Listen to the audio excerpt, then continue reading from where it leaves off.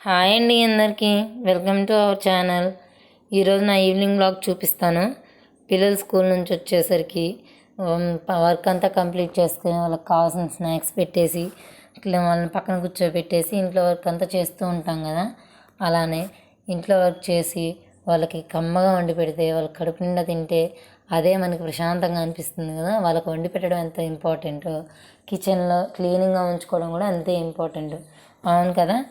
అయితే కర్రీ చేసేసి పక్కన పెట్టేసిన తర్వాత స్టవ్ మొత్తం ఒకసారి క్లీన్ చేస్తున్నాను. ఆయిల్ మరకలు పడ్డాయండి, అందుకనే మొత్తం శుభ్రంగా క్లీన్ చేస్తున్నాను. పక్కనున్న పైన ఉన్న మార్బుల్స్ మీద కూడా పడ్డాయి కాబట్టి మొత్తం క్లీన్ చేసి పక్కన పెట్టేశాను. పెట్టి తర్వాత బియ్యం కడిగి పక్కన పెట్టాను. బియ్యం మంచి కడిగి నానడం వల్ల రైస్ బాగుంటుంది, పర్ఫెక్ట్గా వస్తుందండి, మంచిగా వస్తుంది. అందుకనేసి బియ్యం కడిగి పక్కన పెడతాను. అలా కడిగి పక్కన పెట్టేసిన తర్వాత దోశ కోసం బియ్యం, పప్పు, అలానే అటుకులు 3 నానబెట్టేసాను. వాటిని కూడా శుభ్రంగా క్లీన్ చేసి పక్కన పెట్టేశాను. అటుకులు వేయడం వల్ల దోశ బాగుంటుంది, స్మూత్గా వస్తుంది, చాలా మంచిగా ఉంటుంది.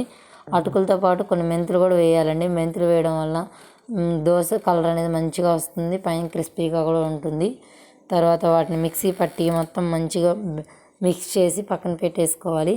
పక్కన పెట్టేసిన తర్వాత మన విజిల్స్ మొత్తం శుభ్రంగా క్లీన్ చేయాలండి. పిల్లలు తీసుకొచ్చిన లంచ్ బాక్సులు అలానే ఇప్పుడు నేను మిక్సీ పెట్టినవన్నీ శుభ్రంగా క్లీన్ చేసుకుంటాను. ఎప్పటికప్పుడే క్లీన్ చేయడం వల్ల కిచెన్ చాలా క్లీనింగ్గా ఉంటుంది.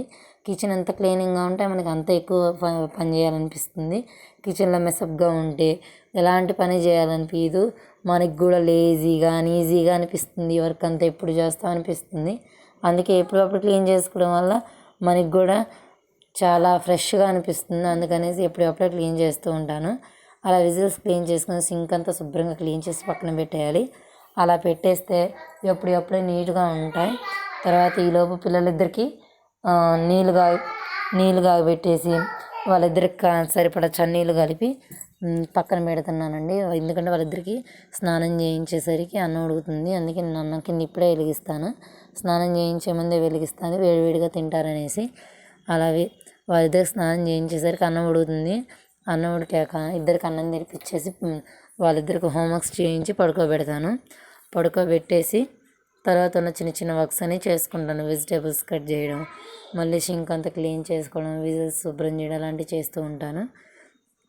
ఎందుకంటే మార్నింగ్ ఫ్రెష్గా ఉంటుంది, మనకు మంచిగా వర్క్ చేయాలనిపిస్తుంది. అందుకనేసి నైట్ టైమే మొత్తం క్లీన్ చేసి పెట్టుకుంటాను. ఇదే అండి నా ఈవినింగ్ బ్లాగ్. మీకు నచ్చినట్లయితే లైక్ చేయండి, షేర్ చేయండి అండ్ సబ్స్క్రైబ్ చేసుకోవడం మాత్రం మర్చిపోకండి. Thank you for watching.